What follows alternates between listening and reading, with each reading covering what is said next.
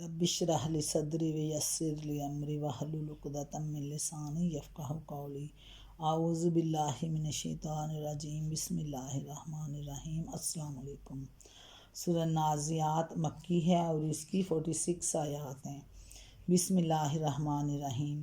वन्नाज़िआति ग़रक़न, कसम है उन फरिश्तों की जो डूब कर खींचते हैं। वन्नाशिताति नश्ता, और कसम है आस्तगी से निकाल ले जाते हैं। वस्साबिहाति सबहा, और कसम है उन फरिश्तों की जो कायनात में तैरते फिरते हैं, तेज़ी से तैरते फिरते हैं। वस्साबिकाति सबका, फिर हुक्म बजा लाने में सबकत करते हैं।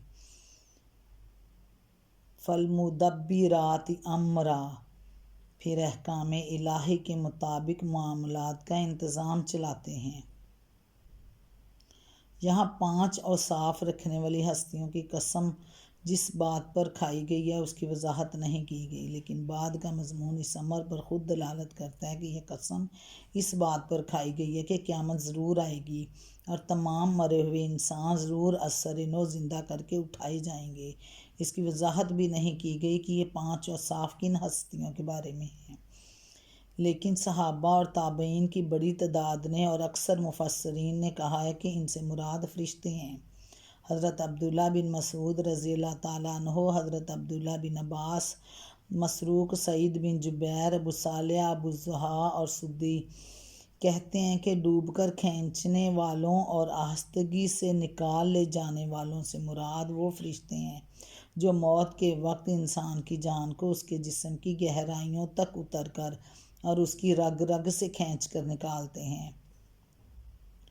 तेज़ी से तैरते फिरने वालों से मुराद भी हज़रत अली रज़ियल्लाहु ताला अन्हु, हज़रत इब्न मसूद, मुजाहिद, सईद बिन जुबैर और अबू सालेह ने फरिश्ते ही से लिए हैं जो अहकाम इलाही की तामील में इस तरह तेज़ी से रवां दवां रहते हैं जैसे कि वो फ़ज़ा में तैर रहे हों।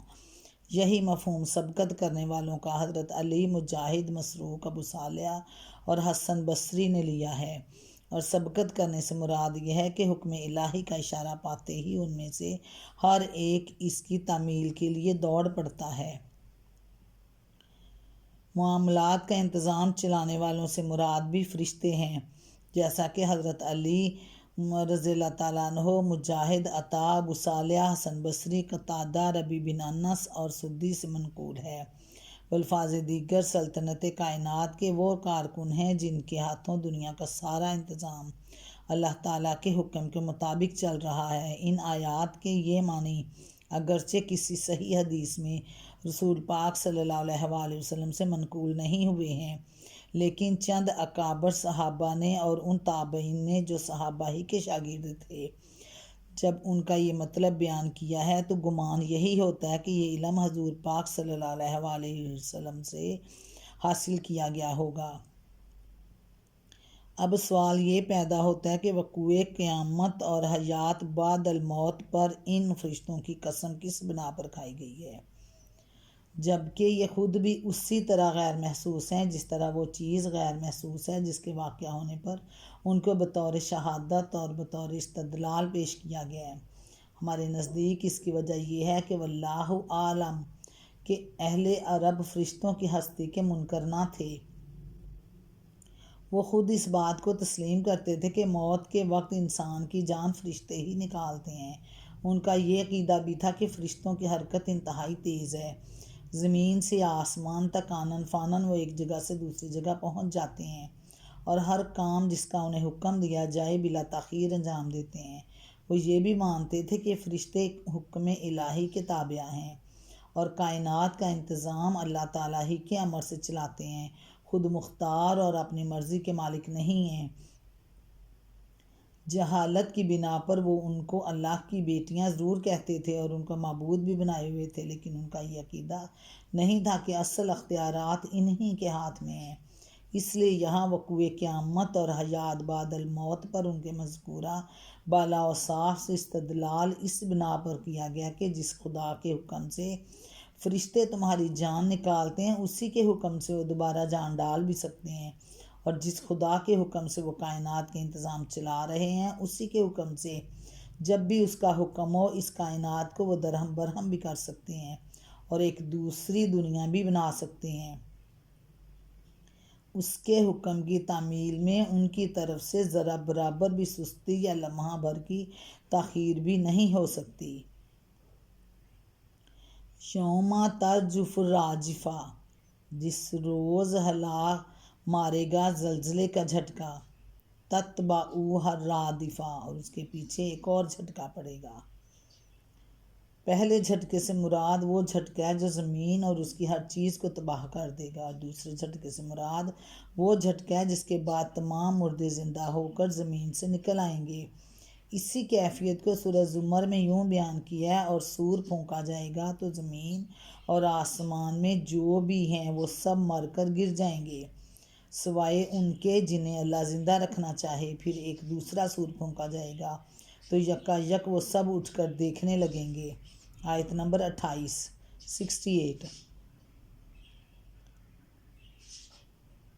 قلوب یومئذ واجفہ، کچھ دل ہوں گے اس روز خوف سے کانپ رہے ہوں گے۔ ابصارها خاشعہ، نگاہیں ان کی سہمی ہوئی ہوں گی، خوف زدہ ہوں گی۔ کچھ دل کے الفاظ اس لیے استعمال کیے گے قرآن مجید کی روح سے صرف کفار، فجار اور منافقین ہی پر قیامت کے روز ہول طاری ہوگا۔ مومنین صالحین اس ہول سے محفوظ ہوں گے۔ سورۃ انبیاء میں ان کے متعلق فرمایا کہ وہ انتہائی گھبراہٹ کا وقت ان کو ذرا پریشان نہ کرے گا، اور ملائکہ بڑھ کر ان کو ہاتھوں ہاتھ لیں گے کہ یہ تمہارا وہی دن ہے جس کا تم سے وعدہ کیا جاتا تھا۔ آیت 103۔ یعنی جب ان کو جواب دیا گیا کہ ہاں ایسا ہی ہوگا تو وہ مذاق کے طور پر آپس میں ایک دوسرے سے کہنے لگے کہ یارو اگر واقعی ہمیں پلٹ کر دوبارہ زندگی کی حالت میں واپس آنا پڑا تب تو ہم مارے گئے، اس کے بعد تو پھر ہماری خیر نہیں۔ یقولون انا لمردودون فی الحافرہ، یہ لوگ کہتے ہیں کیا واقعی ہم پلٹ کر پھر واپس لائے جائیں گے۔ اذا کنا عظاما نخرۃ، کیا جب ہم کھوکھلی بوسیدہ ہڈیاں بن چکے ہوں گے۔ قالوا تلک اذا کرۃ خاسرۃ، کہنے لگے یہ واپسی تو پھر بڑے گھاٹے کی ہوگی۔ فانما ہی زجرۃ واحدۃ، حالانکہ یہ بس اتنا کام ہے کہ ایک زور کی ڈانٹ پڑے گی۔ فاذا ہم بالساہرۃ، اور یکا یک کھلے میدان میں موجود ہوں گے۔ یہ لوگ کہتے ہیں کیا واقعی ہم پلٹ کر پھر واپس لائے جائیں گے، کیا جب ہم کھوکھلی بوسیدہ ہڈیاں بن چکے ہوں گے۔ کہنے لگے یہ واپسی تو پھر بڑے گھاٹے کی ہوگی۔ یعنی جب ان کو جواب دیا گیا کہ ہاں ایسا ہی ہوگا تو وہ مذاق کے طور پر آپس میں ایک دوسرے سے کہنے لگے کہ یارو اگر واقعی ہمیں پلٹ کر دوبارہ زندگی کی حالت میں واپس آنا پڑا تب تو ہم مارے گئے، اس کے بعد تو ہماری پھر خیر نہیں۔ حالانکہ یہ بس اتنا کام ہے کہ ایک زور کی ڈانٹ پڑے گی اور یکا یک یہ کھلے میدان میں موجود ہوں گے۔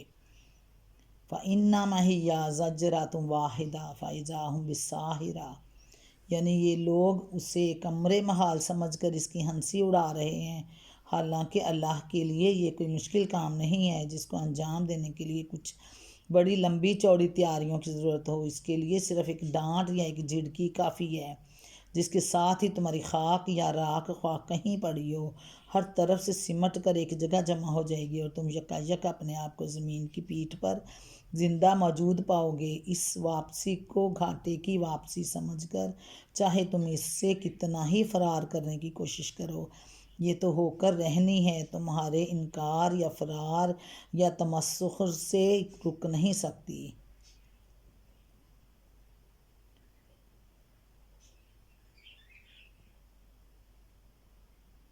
هل اتاک حدیث موسیٰ، کیا تمہیں موسیٰ کے قصے کی خبر پہنچی؟ اذ نادہ ربہ بالوادی المقدس طویٰ، جب اس کے رب نے اسے طویٰ کی مقدس وادی میں پکارا۔ چونکہ کفار مکہ کا قیامت اور آخرت کو نہ ماننا اور اس کا مذاق اڑانا دراصل کسی فلسفے کو رد کرنا نہیں تھا بلکہ اللہ کے رسول کو جھٹلانا تھا، اور جو چالیں وہ رسول پاک صلی اللہ علیہ وآلہ وسلم کے خلاف چل رہے تھے وہ کسی عام آدمی کے خلاف نہیں بلکہ اللہ کے رسول کی دعوت کو زک دینے کے لیے تھیں۔ اس لیے وقوع آخرت کے مزید دلائل دینے سے پہلے ان کو حضرت موسیٰ علیہ السلام اور فرعون کا قصہ سنایا جا رہا ہے، تاکہ وہ خبردار ہو جائیں کہ رسالت سے ٹکرانے اور رسول صلی اللہ علیہ وسلم کے بھیجنے والے خدا کے مقابلے میں سر اٹھانے کا انجام کیا ہوتا ہے۔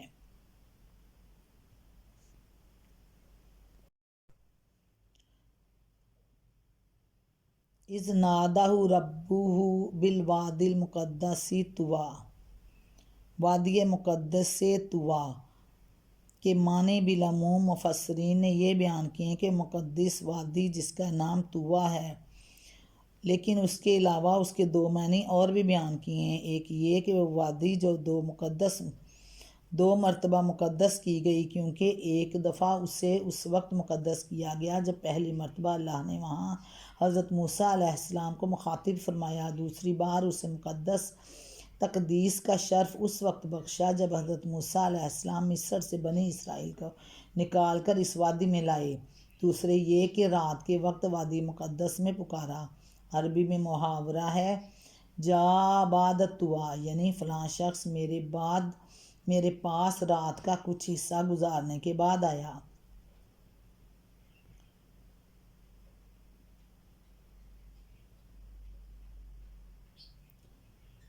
اذهب إلى فرعون إنه طغى فقل هل لك إلى أن تزكى وأهديك إلى ربك فتخشى فأراه الآيات الكبرى۔ فرعون کے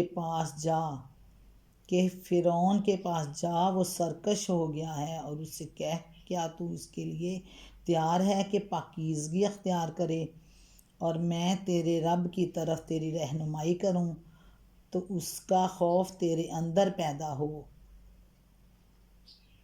پھر موسیٰ نے فرعون کے پاس جا کر اس کو بڑی نشانی دکھائی، فکذب، مگر اس نے جھٹلا دیا۔ یہاں چند باتیں اچھی طرح سمجھ لینی چاہیے۔ حضرت موسیٰ کو منصب نبوت پر مقرر کرتے وقت جو باتیں ان کے اور اللہ تعالیٰ کے درمیان ہوئی تھیں ان کو قرآن مجید میں حسب موقع کہیں مختصر کہیں مفصل بیان کیا گیا ہے۔ یہاں موقع اختصار کا طالب تھا، اس لیے ان کا صرف خلاصہ بیان کیا ہے۔ سورۃ طٰہٰ آیت نمبر 9 تا 48، سورۃ شعراء، سورۃ نمل اور سورۃ قصص میں ان کی تفصیل بیان ہوئی ہے۔ فرعون کی جس سرکشی کا یہاں ذکر کیا ہے اس سے مراد بندگی کی حد سے تجاوز کر کے خالق اور خلق دونوں کے مقابلے میں سرکشی کرنا ہے۔ خالق کے مقابلے میں اس کی سرکشی کا ذکر تو آگے آ رہا ہے کہ اس نے اپنی رعیت کو جمع کر کے اعلان کیا کہ میں تمہارا سب سے بڑا رب ہوں، اور خلق کے مقابلے میں اس کی سرکشی یہ تھی کہ اس نے اپنی مملکت کے باشندوں کو مختلف گروہوں اور طبقوں میں بانٹ رکھا تھا۔ کمزور طبقوں پر وہ سخت ظلم و ستم ڈھا رہا تھا اور اپنی پوری قوم کو بیوقوف بنا کر اس نے غلام بنا رکھا تھا، جیسا کہ سورہ قصص آیت نمبر 4 اور سورہ زخرف میں بیان کیا گیا ہے۔ حضرت موسیٰ کو علیہ السلام کو ہدایت فرمائی گئی تھی کہ فَقُولَا لَهُ قَوْلًا، تم اور ہارون دونوں بھائی اس سے نرمی کے ساتھ بات کرنا، شاید کہ وہ نصیحت قبول کرے اور خدا سے ڈرے۔ فَقُولَا لَهُ قَوْلًا لَّيِّنًا،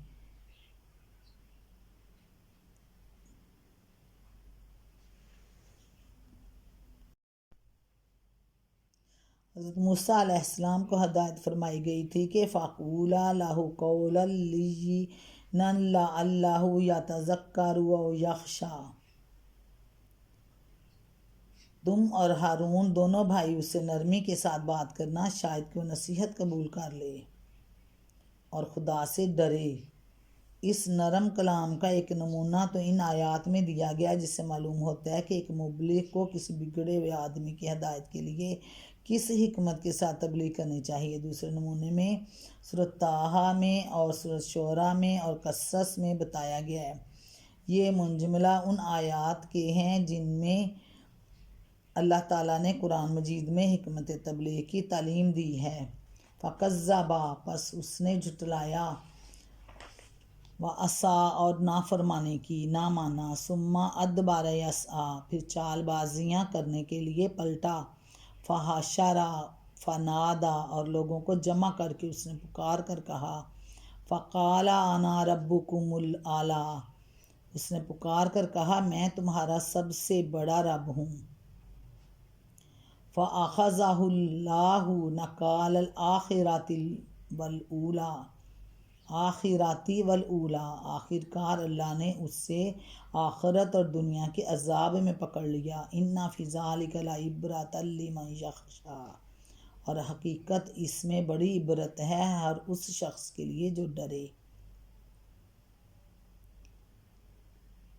حضرت موسیٰ علیہ السلام صرف بنی اسرائیل کی رہائی کے لیے جو فرعون کے پاس نہیں بھیجے گئے تھے جیسا کہ بعض لوگوں کا خیال ہے، بلکہ ان کی بعثت کا پہلا مقصد فرعون اور اس کی قوم کو راہ راست دکھانا تھا، اور دوسرا مقصد یہ تھا کہ اگر وہ راہ راست قبول نہ کرے تو بنی اسرائیل کو جو اصل میں ایک مسلمان قوم تھے اس کی غلامی سے چھڑا کر مصر سے نکال لائیں۔ یہ بات ان آیات سے بھی ظاہر ہوتی ہے کیونکہ ان میں سرے سے بنی اسرائیل کی رہائی کا ذکر ہی نہیں، بلکہ حضرت موسیٰ علیہ السلام کو فرعون کے سامنے صرف حق کی تبلیغ پیش کرنے کا حکم دیا گیا، اور ان مقامات سے بھی اس کا ثبوت ملتا ہے جہاں حضرت موسیٰ علیہ السلام نے تبلیغ اسلام بھی کی اور بنی اسرائیل کی رہائی کا مطالبہ بھی فرمایا ہے۔ یہاں پاکیزگی تزکیٰ سے اختیار کرنے کا مطلب حقیقی عقیدے اور اخلاق اور اعمال کی پاکیزگی اختیار کرنا یا دوسرے الفاظ میں اسلام قبول کرنا ہے۔ رب اشرح لی صدری ویسر لی امری واحلل عقدۃ من لسانی یفقہوا قولی۔ اعوذ باللہ من الشیطان الرجیم، بسم اللہ الرحمن الرحیم۔ السلام علیکم۔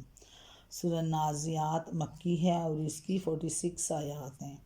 بسم اللہ الرحمن الرحیم۔ والنازعات غرقا قسم ہے ان فرشتوں کی جو ڈوب کر کھینچتے ہیں۔ والناشطات نشطا اور قسم ہے آہستگی سے نکال لے جاتے ہیں۔ والسابحات سبحا اور قسم ہے ان فرشتوں کی جو کائنات میں تیرتے پھرتے ہیں، تیزی سے تیرتے پھرتے ہیں۔ والسابقات سبقا پھر حکم بجا لانے میں سبقت کرتے ہیں۔ فالمدبرات امرا پھر احکام الہی کے مطابق معاملات کا انتظام چلاتے ہیں۔ یہاں 5 اوصاف رکھنے والی ہستیوں کی قسم جس بات پر کھائی گئی ہے اس کی وضاحت نہیں کی گئی، لیکن بعد کا مضمون اس امر پر خود دلالت کرتا ہے کہ یہ قسم اس بات پر کھائی گئی ہے کہ قیامت ضرور آئے گی اور تمام مرے ہوئے انسان ضرور ازسر نو زندہ کر کے اٹھائے جائیں گے۔ اس کی وضاحت بھی نہیں کی گئی کہ یہ 5 اوصاف کن ہستیوں کے بارے میں ہیں، لیکن صحابہ اور تابعین کی بڑی تعداد نے اور اکثر مفسرین نے کہا ہے کہ ان سے مراد فرشتے ہیں۔ حضرت عبداللہ بن مسعود رضی اللہ تعالیٰ عنہ، حضرت عبداللہ بن عباس، مسروق، سعید بن جبیر، ابو صالح، ابو الضحیٰ اور سدی کہتے ہیں کہ ڈوب کر کھینچنے والوں اور آہستگی سے نکال لے جانے والوں سے مراد وہ فرشتے ہیں جو موت کے وقت انسان کی جان کو اس کے جسم کی گہرائیوں تک اتر کر اور اس کی رگ رگ سے کھینچ کر نکالتے ہیں۔ تیزی سے تیرتے پھرنے والوں سے مراد بھی حضرت علی رضی اللہ تعالیٰ عنہ، حضرت ابن مسعود، مجاہد، سعید بن جبیر اور ابو صالح نے فرشتے ہی سے لیے ہیں جو احکام الہی کی تعمیل میں اس طرح تیزی سے رواں دواں رہتے ہیں جیسے کہ وہ فضا میں تیر رہے ہوں۔ یہی مفہوم سبقت کرنے والوں کا حضرت علی، مجاہد، مسروق، ابو صالح اور حسن بصری نے لیا ہے، اور سبقت کرنے سے مراد یہ ہے کہ حکم الہی کا اشارہ پاتے ہی ان میں سے ہر ایک اس کی تعمیل کے لیے دوڑ پڑتا ہے۔ معاملات کا انتظام چلانے والوں سے مراد بھی فرشتے ہیں، جیسا کہ حضرت علی، رضی اللہ تعالیٰ عنہ، مجاہد، عطا، ابو صالح، حسن بصری، قتادہ، ربیع بن انس اور سدی سے منقول ہے۔ الفاظ دیگر سلطنت کائنات کے وہ کارکن ہیں جن کے ہاتھوں دنیا کا سارا انتظام اللہ تعالیٰ کے حکم کے مطابق چل رہا ہے۔ ان آیات کے یہ معنی اگرچہ کسی صحیح حدیث میں رسول پاک صلی اللہ علیہ وآلہ وسلم سے منقول نہیں ہوئے ہیں، لیکن چند اکابر صحابہ نے اور ان تابعین نے جو صحابہ ہی کے شاگرد تھے، جب ان کا یہ مطلب بیان کیا ہے تو گمان یہی ہوتا ہے کہ یہ علم حضور پاک صلی اللہ علیہ وآلہ وسلم سے حاصل کیا گیا ہوگا۔ اب سوال یہ پیدا ہوتا ہے کہ وقوع قیامت اور حیات بعد الموت پر ان فرشتوں کی قسم کس بنا پر کھائی گئی ہے، جبکہ یہ خود بھی اسی طرح غیر محسوس ہیں جس طرح وہ چیز غیر محسوس ہے جس کے واقع ہونے پر ان کو بطور شہادت اور بطور استدلال پیش کیا گیا ہے۔ ہمارے نزدیک اس کی وجہ یہ ہے کہ واللہ عالم کہ اہل عرب فرشتوں کی ہستی کے منکر نہ تھے۔ وہ خود اس بات کو تسلیم کرتے تھے کہ موت کے وقت انسان کی جان فرشتے ہی نکالتے ہیں۔ ان کا یہ عقیدہ بھی تھا کہ فرشتوں کی حرکت انتہائی تیز ہے، زمین سے آسمان تک آنن فانن وہ ایک جگہ سے دوسری جگہ پہنچ جاتے ہیں اور ہر کام جس کا انہیں حکم دیا جائے بلا تاخیر انجام دیتے ہیں۔ وہ یہ بھی مانتے تھے کہ فرشتے حکم الہی کے تابع ہیں اور کائنات کا انتظام اللہ تعالیٰ ہی کے امر سے چلاتے ہیں، خود مختار اور اپنی مرضی کے مالک نہیں ہیں۔ جہالت کی بنا پر وہ ان کو اللہ کی بیٹیاں ضرور کہتے تھے اور ان کو معبود بھی بنائے ہوئے تھے، لیکن ان کا یہ عقیدہ نہیں تھا کہ اصل اختیارات انہی کے ہاتھ میں ہیں۔ اس لیے یہاں وقوع قیامت اور حیات بعد الموت پر ان کے مذکورہ بالا و صاف سے استدلال اس بنا پر کیا گیا کہ جس خدا کے حکم سے فرشتے تمہاری جان نکالتے ہیں اسی کے حکم سے وہ دوبارہ جان ڈال بھی سکتے ہیں، اور جس خدا کے حکم سے وہ کائنات کے انتظام چلا رہے ہیں اسی کے حکم سے جب بھی اس کا حکم ہو اس کائنات کو وہ درہم برہم بھی کر سکتے ہیں اور ایک دوسری دنیا بھی بنا سکتے ہیں۔ اس کے حکم کی تعمیل میں ان کی طرف سے ذرا برابر بھی سستی یا لمحہ بھر کی تاخیر بھی نہیں ہو سکتی۔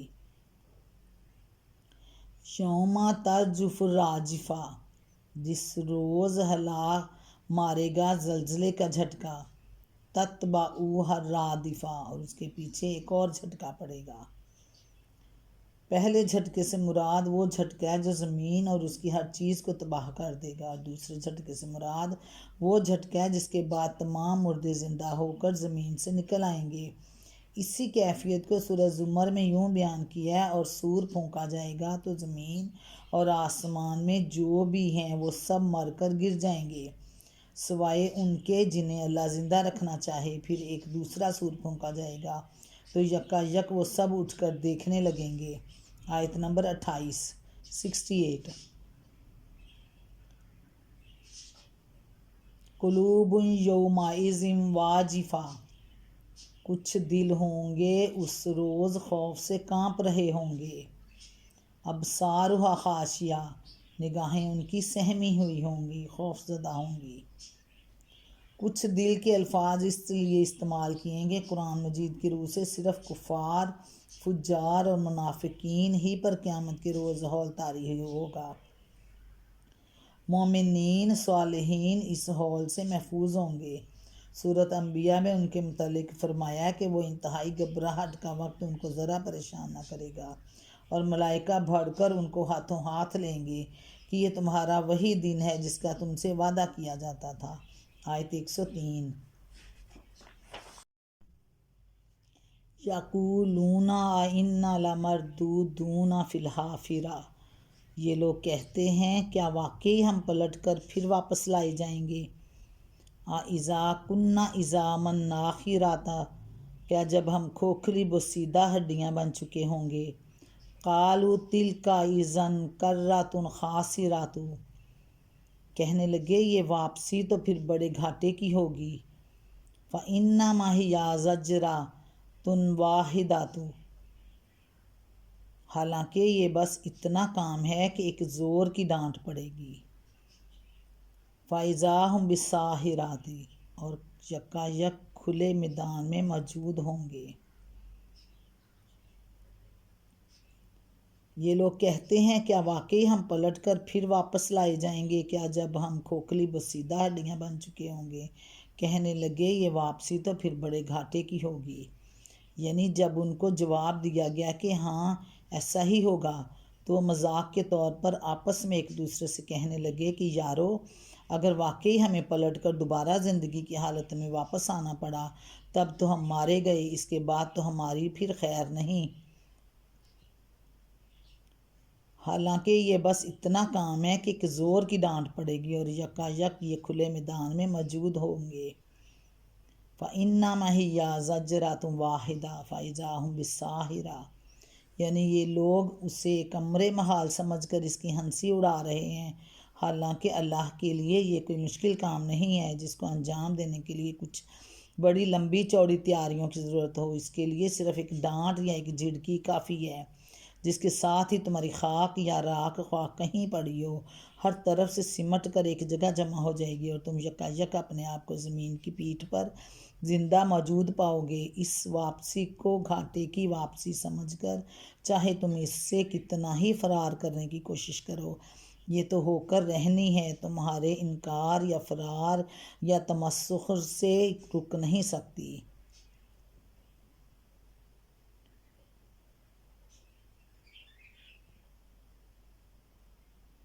حل اتاک حدیث موسیٰ کیا تمہیں موسیٰ کے قصے کی خبر پہنچی؟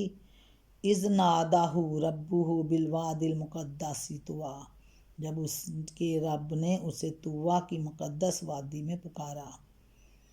چونکہ کفار مکہ کا قیامت اور آخرت کو نہ ماننا اور اس کا مذاق اڑانا دراصل کسی فلسفے کو رد کرنا نہیں تھا بلکہ اللہ کے رسول کو جھٹلانا تھا، اور جو چالیں وہ رسول پاک صلی اللہ علیہ وآلہ وسلم کے خلاف چل رہے تھے وہ کسی عام آدمی کے خلاف نہیں بلکہ اللہ کے رسول کی دعوت کو زک دینے کے لیے تھیں۔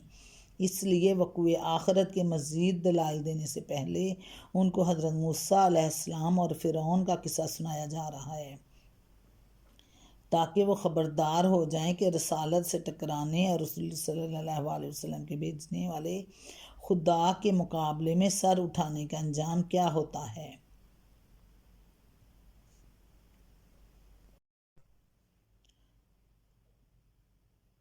اذ نادہ ربہ بالوادی المقدس طویٰ وادی مقدس سے طویٰ کے معنی بالعموم مفسرین نے یہ بیان کیے کہ مقدس وادی جس کا نام طویٰ ہے، لیکن اس کے علاوہ اس کے دو معنی اور بھی بیان کیے ہیں۔ ایک یہ کہ وہ وادی جو دو مرتبہ مقدس کی گئی کیونکہ ایک دفعہ اسے اس وقت مقدس کیا گیا جب پہلی مرتبہ اللہ نے وہاں حضرت موسیٰ علیہ السلام کو مخاطب فرمایا، دوسری بار اسے مقدس تقدیس کا شرف اس وقت بخشا جب حضرت موسیٰ علیہ السلام مصر سے بنی اسرائیل کو نکال کر اس وادی میں لائے۔ دوسرے یہ کہ رات کے وقت وادی مقدس میں پکارا۔ عربی میں محاورہ ہے جا بعد طویٰ یعنی فلاں شخص میرے پاس رات کا کچھ حصہ گزارنے کے بعد آیا۔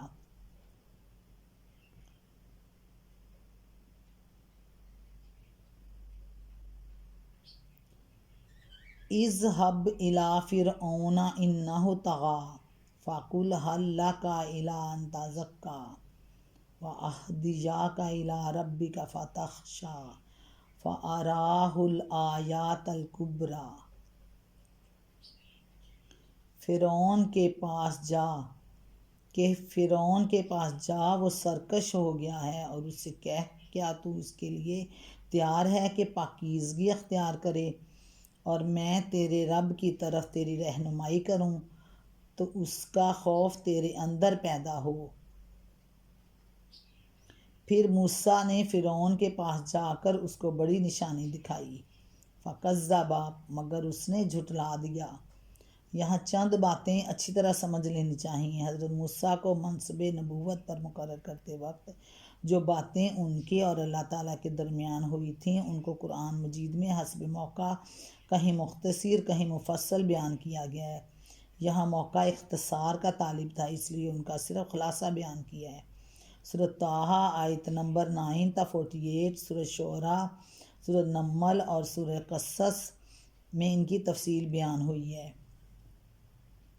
فرعون کی جس سرکشی کا یہاں ذکر کیا ہے اس سے مراد بندگی کی حد سے تجاوز کر کے خالق اور خلق دونوں کے مقابلے میں سرکشی کرنا ہے۔ خالق کے مقابلے میں اس کی سرکشی کا ذکر تو آگے آ رہا ہے کہ اس نے اپنی رعیت کو جمع کر کے اعلان کیا کہ میں تمہارا سب سے بڑا رب ہوں، اور خلق کے مقابلے میں اس کی سرکشی یہ تھی کہ اس نے اپنی مملکت کے باشندوں کو مختلف گروہوں اور طبقوں میں بانٹ رکھا تھا۔